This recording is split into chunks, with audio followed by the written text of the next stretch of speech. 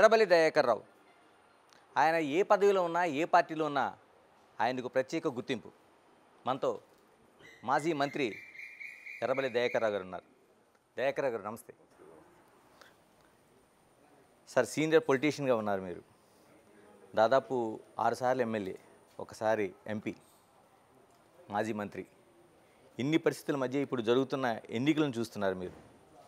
అంటే టోటల్గా ఒక సీనియర్ పొలిటీషియన్గా మీరు అంటే పబ్లిక్ పల్స్ ఎలా ఉంది? మరోవైపు టోటల్గా చూసుకుంటే ఏ పార్టీకి ఎన్ని సీట్లు వచ్చే అవకాశం ఉందని మీరు అనుకుంటున్నారు? ఏ పార్టీకి ఎన్ని సీట్లని నేను కరెక్ట్గా చెప్పలేను. కానీ ఇప్పుడున్న ప్రభుత్వం మీద బాగా వ్యతిరేకత ఉంది. అది ఎవరు అడ్వాంటేజ్ తీసుకుంటే వాళ్ళకి లాభం దొరుకుతుంది. బీజేపీ వాళ్ళు అడ్వాంటేజ్ తీసుకుంటారా, టీఆర్ఎస్ పార్టీ అడ్వాంటేజ్ తీసుకుంటుందా అనేది అది ఇంకా మనకు ఇంకా ప్రజలలో నాడి ఇంకా కొద్ది రోజులలో తెలుస్తుంది. ఇంకొక 2 రోజులు పోతే ఒక్కటేందంటే ప్రజలల్లో కేసీఆర్ గారు ఉన్నప్పుడు లాభాలు జరిగినాయి. ఆయన 10 ఏళ్లలో అద్భుతంగా చేశాడు. గత కాంగ్రెస్ ప్రభుత్వంలో నీళ్లు లేకపోయేది, కరెంటు లేకపోయేది, తాగేందుకు నీళ్ళు లేకపోయేది, పెన్షన్ సరిగ్గా రాకపోయేది, ఇబ్బందులు పడ్డం, రోడ్లు లేక, గ్రామ పంచాయతీ లేక ఇబ్బంది పడ్డం అనేది ప్రజల్లో పూట ఉన్నది.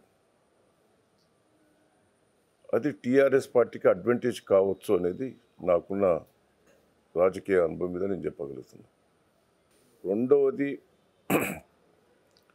దాన్ని వాడుకుంటే వీళ్ళ ఫెయిల్యూర్స్ కూడా చాలా అక్కడికి వస్తున్నాయి. రేవంత్ రెడ్డి గారు చాలా మాయమాటలు చెప్పారు,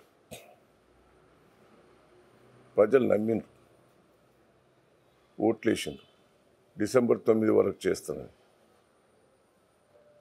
ఒక్కటి కూడా చేయకపోయేవారికే బాగా వ్యతిరేకత ఉన్నది కాంగ్రెస్ మీద. అదే టీఆర్ఎస్కి అడ్వాంటేజ్ కావచ్చు అనేది నాకు ఉన్న విశ్లేషణ.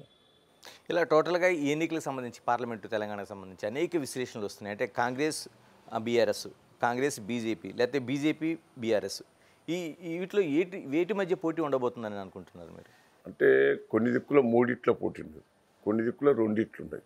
అంటే ప్రాంతాలను బట్టి ఉంటుంది. ఒకటి బీజేపీ సెంటిమెంట్ మీద కొడదామని చూస్తుంది. జై శ్రీరామ్ అని హిందూ మతాన్ని రెచ్చగొట్టేందుకు వాళ్ళకి కేంద్రం కూడా ఏం చేసింది లేదు. ఫెయిల్యూర్ కేంద్రం. నాకున్న రాజకీయ అనుభవంతో చెప్తున్నా, తెలంగాణకి ఏం చేయలే, ప్రజలకు కూడా ఏం చేయలే.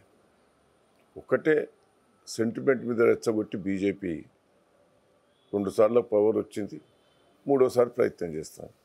సార్, వరంగల్కి సంబంధించి ప్రత్యేకంగా పొలిటికల్ సీన్ ఎలా ఉంది? ఇక్కడ ఎవరు గెలుపుకోవడం వల్ల ఎవరికి వచ్చే అవకాశం ఉంటుంది? అంటే నాకున్న అవగాహన, వివిధ సంస్థలు సర్వేలు చేసి నాకు చెప్పిండ్రు. నేను కూడా సర్వే చేయిస్తే ఇప్పుడు కూడా నేనే క్లియర్గా నా సర్వేలో నేను ఓడిపోతాను వచ్చింది ఒక వారం రోజుల ముందే. నేనే కేసీఆర్ గారితో ఒక 3 months ముందే మనం ఒక 40 గెలుస్తాం సార్, 40 గెలుస్తాం, 25 మార్చితే మన గవర్నమెంట్ వస్తుంది, నాది కూడా మార్చండి అని నేను రిక్వెస్ట్ చేసిన. మీ సీటు కూడా మార్చు? నా సీటు కూడా. అంటే సిచ్యువేషన్ నాకు మొదలు తెలుస్తుంది. కడియం శ్రేణి మీద కూడా కసి పెరిగింది. 4 సార్లు తెలుగుదేశంలో ఓడిపోయాను. నేను తీసుకొచ్చి కేసీఆర్ గారు ఎంపీ చేసిండు, ఉప ముఖ్యమంత్రి చేసిండు, ఎమ్మెల్సీ చేసిండు, సిట్టింగ్ ఎమ్మెల్యే కాదని ఎమ్మెల్యే టికెట్ ఇచ్చిండు, ఎంపీకి ఎంపీ టికెట్ ఇచ్చిండు. అన్నీ ఇచ్చిన తర్వాత కేసీఆర్కి మోసం చేసేవారికి జనంలో బాగా వ్యతిరేకత వచ్చింది, జనంలో కసి కూడా పెరుగుతుంది. ఎందుకు సార్ మీరు అన్నట్టు నిజంగానే ఆయన తీసుకొచ్చి ఒక అన్ని పదవులు ఇచ్చింది బీఆర్ఎస్, ఎందుకు ఆ మార్పు జరగాల్సి వచ్చింది కడియం శ్రీ గారికి? మనము ఒక్కసారి ఎన్టీ రామారావు ద్రోహం చేసింది, ఆయన రాజకీయ బిచ్చబెట్టినాను. నేను రాజకీయంగా అన్ని తీరులా సపోర్ట్ చేసిన, నాకు అన్యాయం చేస్తున్నాడు. చంద్రబాబును తిట్టిండు. ఇంట్లోకి పోయిన తర్వాత కేసీఆర్ తిట్టితే దయాకరం తిడితే అది జనం ఎట్లా నమ్ముతారు చెప్పండి. ఇట్లా ద్రోహం చేయొద్దు. నాకున్న రాజకీయ నేను ఇప్పటి వరకు నేను ఎన్టీ రామారావు నా దేవుడు అంటాను. చంద్రబాబు నాకు అన్యాయం చేసిండు, కానీ చంద్రబాబు నేను తిట్టలే. ఇప్పుడు నాకు మంత్రి పదవి ఇవ్వలే, ఎవరెవరికో ఇచ్చిండు, నేను చంద్రబాబు తిట్టా. తప్పు. పార్టీ మారినవంటేనే తప్పది. నీకేం అన్యాయం చేసినావని పార్టీ మార్చు. ఒక సిట్టింగ్ ఎమ్మెల్యే కానీ అని నీకు టికెట్ ఇచ్చారే, నీ బిడ్డ సీటు కావాలని నువ్వు అడిగితే కూడా సీట్ ఇచ్చాడే. బిడ్డకి ఏం రాజకీయ చరిత్ర ఉన్నదని ఇచ్చాను. తప్పది. రమేష్ కూడా చాలా పొరపాటు చేసిండు. 2 సార్లు ఎమ్మెల్యేనవే. అట్లా రాజకీయ లబ్ధి కోసం అది ప్రజలలో ప్రచారం కాదా? ప్రజల లోపల వ్యతిరేకత రాదా? నీ సొంత లాభం కోసం పార్టీ మారినవని. ఈసారి ఎలా ఉండబోతుంది? ఎందుకంటే మీరు అన్నట్టు టికెట్ ఇచ్చిన తర్వాత కూడా పార్టీ మారి ఇప్పుడు బిడ్డకి సీటు తెచ్చుకున్నారు. అంటే అటు కాంగ్రెస్ కావచ్చు, బీజేపీ బీఆర్ఎస్ కావచ్చు, ఓట్లు వేసే అవకాశం ఉందా ఆయనకి? ఎట్లేస్తారండి? మీరే చెప్పండి. వ్యక్తిగతంగా మీకు ఏమనిపిస్తుంది? ఓటర్స్ నీతివంతులండి, బయట పడరు, లోపల మనసులో పెట్టుకుంటారు. కసి కొద్దీ వీళ్ళ మీద వ్యతిరేకత, కసి కొద్దీ టీఆర్ఎస్ పార్టీ కొట్టేస్తారు. ఇప్పుడు నేనున్నా, నా మీద వేరే చెడు అభిప్రాయం లేదు. కొత్త వాళ్ళు వస్తే ఏం చేస్తారో అని ఆశ కొద్దేశారు. కాంగ్రెస్లో మోసాలన్నీ 2000 పెన్షన్ ఇచ్చినప్పుడు కేసీఆర్ పెద్ద కొడుకు అన్నారు. 4000 వరకు ఆశపోయాను. రుణమాఫీ అయిన వరకు రైతులు ఆశపడ్డారు. మహిళలకు 2500 వరకు ఆశపడ్డారు. తులం బంగారం వరకు ఆశపడ్డారు. 5 నెలల బట్టి ఒక్క కళ్యాణ లక్ష్మి చెక్ రాలి. టీఆర్ఎస్ ఇచ్చిన కళ్యాణ లక్ష్మి చెక్కులే బౌన్స్ అవుతాయి బ్యాంకులలో. వాళ్ళు బ్యాంకులో పైసలు లేదు, వేసినే వాపసు తీసుకున్నారు. ఒక్క చెక్ రాలి. ఆరోగ్యశ్రీ హాస్పిటల్ పోతే హాస్పిటల్ వాళ్ళు మొక్కుతారు, మాకు పైసలు పడలేదు, మీరు దయచేసి రావద్దు, డబ్బులు కట్టి ఆపరేషన్ చేసుకోమంటాను. ఒక్క కేసీఆర్ కిట్టు లేదు. ఎట్లేస్తారు చెప్పండి? నువ్వు కొత్తవి పక్కకు పెట్టు, ఉన్నే ఇంప్లిమెంట్ చేయకపోతే.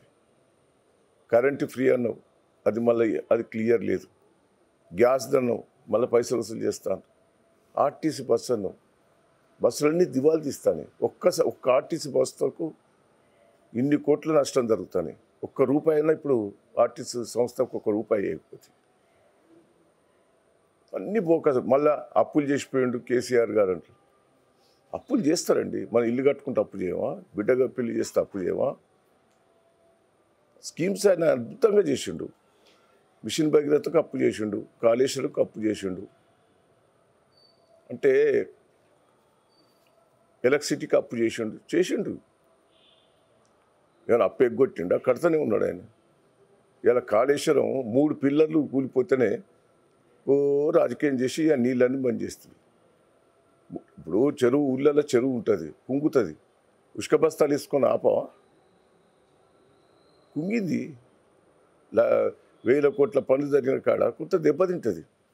దాన్ని సరి చేసుకోవచ్చు. మొత్తం కాళేశ్వరమే కుప్పయింది అని తప్పుడు ప్రచారం చేస్తున్నావే, అది ఎంతవరకు నీకు సమంజసం? సరే, నేను కొంచెం వెనక్కి వస్తాను. కడియం శ్రీహరి మీరు బీఆర్ఎస్ దగ్గర నుంచి అటు తెలుగుదేశం దగ్గర నుంచి చిన్నప్పటి నుంచి కూడా దోస్తానా ఉందంటారు. ఇద్దరు కలిసి పనిచేశారు. మీరు ఎందుకు ఈ వైరుధ్యం? రాజకీయ జీవితం అయితే నేను పూర్తిగా సపోర్ట్ చేసిన ఆయన అన్ని తీర్ల, ఆర్థికంగా కానీ అన్ని తీర్ల సపోర్ట్ చేసిన. రాజకీయంగా ఎదుగుదలకు నా పాత్రే. నాకు మంత్రి పదవి రాకపోతే ఆయనకని ఇవ్వని పట్టుబట్టి ఎన్టీ రామారావుని చంద్రబాబు దగ్గర ఇప్పించిన. ఆ విశ్వాసం లేకుండా నాకు మెదడు లేదని మాట్లాడతాడండి. ఎక్కడ చెడిందండి విశ్వాసం? ఎక్కడ చెడింది? ఆయన గుణం వస్తుంటుందండి, తెగదనేది కాదు. మీకు అర్థమైతే లేదా? కేసీఆర్ గారు ఇంత చేసిన కేసీఆర్ గారికే మోసం చేసే, చంద్రబాబు గారికి మోసం చేసే, 10 ఏళ్ళు మంత్రి ఇస్తే ఎన్టీ రామారావుకి మోసం చేసే. ఆయన చరిత్ర మోస చరిత్ర. నీతులు చెప్తాడు బాగా. నన్ను అంటాడు చదువు రాదని. నేను చదువుకున్నా అని చెప్పిండా ఎప్పుడన్నా? నేను చదువుకున్నది ఇంటర్మీడియటే. నాకు రాజకీయ జీవితం ప్రజలకు ఏం చేయాలనేది చదువుకున్నా నేను. నువ్వు బాగా చదువుకున్నావు కానీ ప్రజల గుణాలను తెలుసుకోలేదు నువ్వు. దయాకర్ గారు ఈసారి ఏ అంశాలపైన రాష్ట్రంలో కావచ్చు లేకపోతే ఇటు వరంగల్లో కావచ్చు ఏ అంశాలపైన ప్రభావం చూపించి ఎన్నికలు జరగబోతున్నాయి? వాళ్ళ ఫెయిల్యూర్సే, 5 నెలల ఫెయిల్యూర్సే. మంచి చేసే వాళ్ళం పోగొట్టుకున్నాం. వరంగల్ సిటీ ఎంత డెవలప్మెంట్ అయిందండి? నేను వరంగల్నే పుట్టి పెరిగినాను. ఎంత బాగా అయింది. ఇప్పుడు ఒక్క చిన్న పని అయితేనే సరే 5 నెలల్లో ఏం చేస్తారని నేను చెప్పగాని వాళ్ళు చెప్పిన హామీలను ఒకటి మొదలన్న పెడుతున్నారు అంటే ఒక్కటి కూడా మొదలు పెడతలేరు. అంత పెద్ద ఎంజిఎం హాస్పిటల్ కట్టించిన దాని పని ఆపిండ్రు. కేసీఆర్ గారు మంజూరు చేసినవన్నీ మొత్తం ఆఫ్ చేసిండ్రు. సార్ నేను సూటిగా అడగదలుచుకున్నాను. మీరున్నారు సీనియర్ లీడర్గా, మరోవైపు హరీష్ రావు ఉన్నాడు, కేటీఆర్ గారు ఉన్నారు. ఇంతమంది ఉండగా ఈ మధ్యనే సర్జరీ చేయించుకొని ఇంట్లో ఉన్న ఆయన్ని కేసీఆర్ గారు ఇప్పుడు బయటకు వచ్చి తిరిగితే తప్ప జనం విశ్వసించే పరిస్థితి లేదు, కనిపించడం లేదా? ఎందుకని ఆయన శాత కాకుండా తిరుగుతాడు ఎప్పుడైనా. అందరం తిరుగుతున్నాం కదా. కేసీఆర్ తిరుగుతూ అద్భుతం ఉంటుంది. ఇంకా ప్రజల లోపల చాలా మార్పు వస్తుంది. కేసీఆర్ చూడాలని చాలామందికి ఉంటుంది. కేసీఆర్ గారు ఏం చెప్తారో అనేది ప్రజలు వింటారు. కేసీఆర్ మీద పూర్తి నమ్మకం ఉన్నది. ఆయన ఏం చెప్పినా చేస్తాడు అనేది. చెప్పని చేశాడు కాదండి ఆయన. కళ్యాణ లక్ష్మి ఎన్నికల మేనిఫెస్టోలో పెట్టలే, రైతు బంధువు చెప్పలే, 24 గంటల కరెంట్ ఇస్తానని చెప్పలే. చెప్పని ఎన్నో కేసీఆర్ కిట్టు ఆయనకు మనసులో చూస్తే ప్రజలకు ఏం చేయాలని చేస్తాడు. కళ్ళు అద్దాలు ముసలోళ్ళకు ఉళ్ళలు అవుపడాయని పిల్లలు సరిగ్గా చూసుకున్న అద్దాలు ఇన్ని స్కీమ్స్ చేసిండండి. సరే ఇన్ని చేసిన తర్వాత కూడా ఓటమి జరిగింది. ఏమైనా సమీక్షించుకుంటున్నారు? ఎందుకంటే మీరు చెప్తున్నట్టు అనేక పథకాలు తీసుకొచ్చారంటున్నారు. ప్రజలు అడిగింది అడగలేదు కూడా ఇచ్చారు. కొంత మా ఎమ్మెల్యేల మీద కొంత వ్యతిరేకత వచ్చింది. కూడా మార్పు రావాలని జనంలో కోరుకున్నారు. కొత్త వాళ్ళు వస్తే ఈ ఆశ. రేవంత్ రెడ్డి చాలా మంచిగా అతికినట్టు చెప్పిండు. రేవంత్ రెడ్డి ఒక స్పీచ్లో చెప్పిండు, నేను జనం మోసం చేసే మాటలు మాట్లాడుతానే, జనం నమ్మి మోసపోతే వాళ్ళ కర్మ అన్నాడు. కర్మ అయింది ఇప్పుడు అన్నాడు. ఆయనే అన్నాడు కదా ఓ టీవీ ఇంటర్వ్యూలో, ప్రెస్ మీడియా వాళ్ళు. ఇవన్నీ నువ్వు ఎట్లా చేయగలుగుతావా? అంటే పార్టీలో ఏమైనా సమీక్ష జరిగింది అసలు ఇది ఓటమి గల కారణాలు? అంటే చాలా సమీక్ష జరిగినాయి. మోసం చేసేటోళ్ళు తెలిసి ఉండి కూడా మేము కొద్దిగా దగ్గర తీసినాం. వాళ్ళని దూరం పెడితే బాగుండేది. సరే మీ దగ్గరికి వస్తాను. మీరు దాదాపు 2 హ్యాట్రిక్లు, 6 సార్లు ఎమ్మెల్యేగా ఉన్నారు, ఒకసారి ఎంపీ మంత్రి ఇలా ఉన్నారు. ప్రత్యేకంగా పాలకుర్తిలో మీరు హ్యాట్రిక్ సాధించిన వ్యక్తి. మరి ఈసారి ఓటమి గల కారణాలు ఏమనుకుంటున్నారు? అసలు ఏమని విశ్లేషిస్తున్నారు మీరు? సరే కొంత మార్పు కావాలని కోరుకున్నారు. అయినా నేను ఓడిపోతానని అనుకోలే. అయినా 10-20 వేలతోటైనా గెలుస్తాననేది నాకున్న అంచనా. ఎప్పుడైతే నేను అరెస్ట్ చేయిస్తానా అని ఏడుపు బొబ్బలు పెట్టారు అత్త కోడలు. అరెస్ట్ చేసిండ్రు, జైల్లో పెడతానని ఆ ఏడ్చే వరకు ఆ ప్రజలలో సింపతి వచ్చింది. అది నిజమని నమ్మిండ్రు. పోలీసు వాళ్ళు నోటీస్ ఇస్తారు. ఆడ నియోజకవర్గంలో లేని వాళ్ళు ఆడ తిరుగుతుంటే ఎవరికైనా నోటీస్ ఇస్తారు. మా ఇంట్లో మా దగ్గర కూడా మా బావకి ఇచ్చిండ్రు, నా కొడుకు ఇచ్చిండ్రు, మీకు ఇక్కడ ఓటు హక్కు లేదు, మీరు వెళ్ళిపోయిందని. వాళ్ళకు ఆ నోటీస్ ఇచ్చే వరకు పోలీసు వచ్చి అరెస్ట్ చేస్తాడు, జైల్లో పెడతాడని ఒక కళ్ళ నీళ్లు తీసుకొని నటన చేసి ఏడ్చాను. దాంతో ప్రజలలో 2 లేడీస్ను అరెస్ట్ చేయిస్తాడు దయాకర్ రావు అన్న వరకు ప్రజలలో అది వ్యతిరేకత వచ్చింది. దాంతో నా ఓటమి పోయింది. సరే ప్రతి ఓటమి తర్వాత మనం ఒక నేర్చుకునే ఒక పాఠం కావచ్చు, గుణపాఠం కావచ్చు ఉంటుంది. మీ నియోజకవర్గానికి సంబంధించి, మీ పొలిటికల్ జీవితానికి సంబంధించి ప్రజలే రియలైజ్ అయ్యిండ్రు.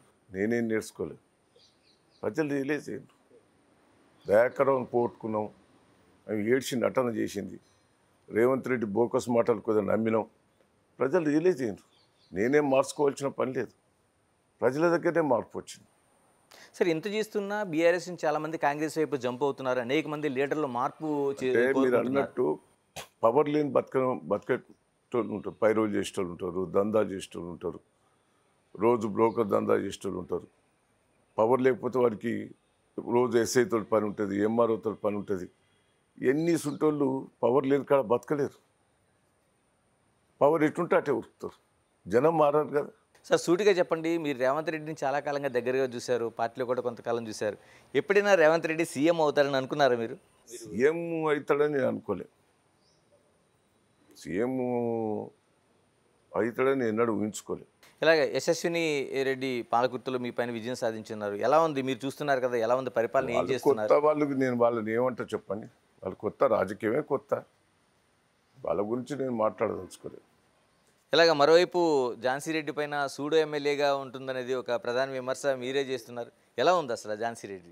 ఇంకా వాళ్ళని ఏమంటారండి, కొత్తోళ్ళు వాళ్ళు. సరిగా ఎమ్మెల్యేది పాపం ఏం నడుస్తలేదని ప్రజలు అంటున్నారు.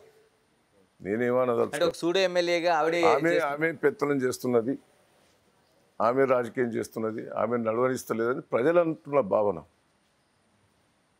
ఈమె రివీల్ చేస్తుంది అధికారులతోటి, ఈమె మాట్లాడుతుంటుంది, ఎమ్మెల్యేని డమ్మీ చేసిందని ప్రజలు అనుకుంటున్నారు. సరిగా అది వాళ్ళ ఇష్టం. సొంత కోడలే కదా. కోడలైనా కూడా డామినేషన్ చేస్తున్నది ప్రజలను. ఎమ్మెల్యే కదా అండి, కోడలైతే ఇంట్లో చేయండి, బయట డామినేషన్ చేసేవారికి ప్రజలలో వ్యతిరేకత వస్తుంది కదా. సార్ చివరిగా చెప్పండి, పాలకుర్తి నియోజకవర్గంలో ఉన్న ఈ పార్లమెంట్ ఎన్నికల్లో ఏ పార్టీకి మెజారిటీ రాబోతుంది? అంటే నేను వేరే ఉద్దేశం కాదండి. మినిమం ఒక 30,000తోటి టీఆర్ఎస్ ఎంపీ, బీఆర్ఎస్ ఎంపీ గెలుస్తారు. సుధీర్ కుమార్ మీద ఒక మచ్చలేదు, కడియం శ్రీహరి మీద మచ్చలున్నాయి, అరుణ్ రమేష్ మీద భూ కబ్జాదారు ఉన్నది. సుధీర్ కుమార్ 21 ఏళ్ళ నుంచి రాజకీయాలు ఉన్నాడు, ఉద్యమకారుడు, జైల్లోకి పోయి వచ్చాడు తెలంగాణ కోసం. నీట్ మనిషి, ప్రజల లోపల ఒక మంచి వ్యక్తిని ఎన్నుకుంటారు అంటారా. నేను వరంగల్ ఎంపీ గెలిచిన, కష్టకాలంలో టీఆర్ఎస్ రిజైన్ చేసిన ఎంపీ గెలిచిన. రాజశేఖర రెడ్డి పవర్ఫుల్, దయాకర్ రావు మంచోడు అంటేనే ఓట్లేసాడు. సుధీర్ కుమార్కి ఒక మచ్చలేని మనిషి కాబట్టి, నీట్ మనిషి కాబట్టి, అది ప్రజలలో మీరు చెప్పుకుంటే సుధీర్ కుమార్కి ఎక్కువ అవకాశాలు ఉంటాయి. వాళ్ళకి అన్ని మచ్చలు దోపిడి. బీజేపీ ప్రభుత్వం ఫెయిల్యూర్ అయింది, రేవంత్ రెడ్డి మాటలు మోసపోయినారు.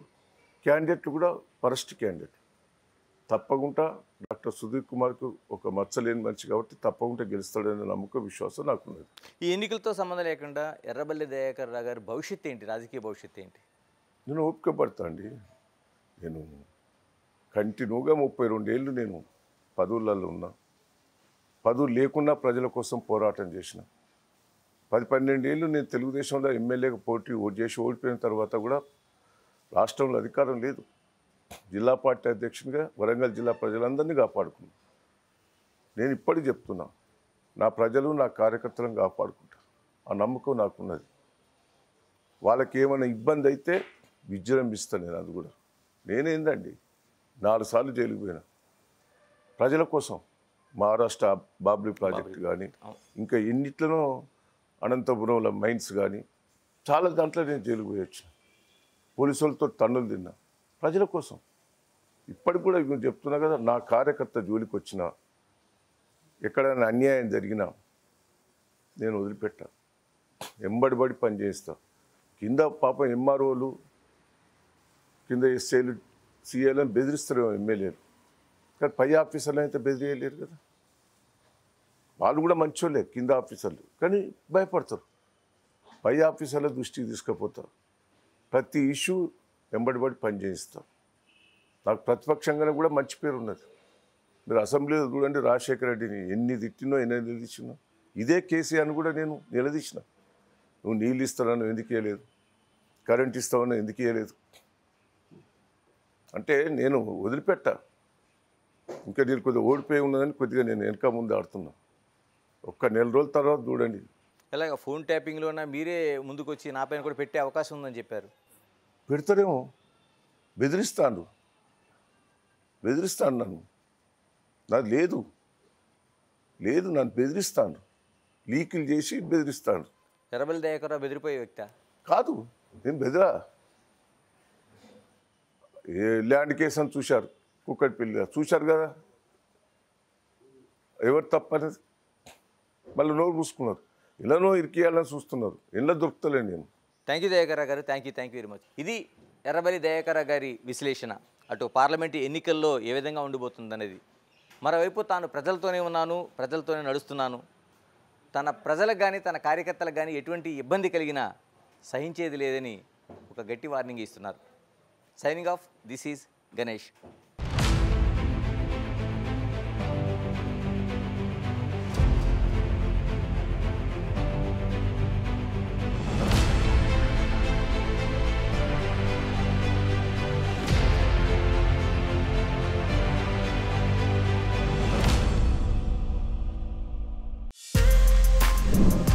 For more videos like this, subscribe Big TV channel.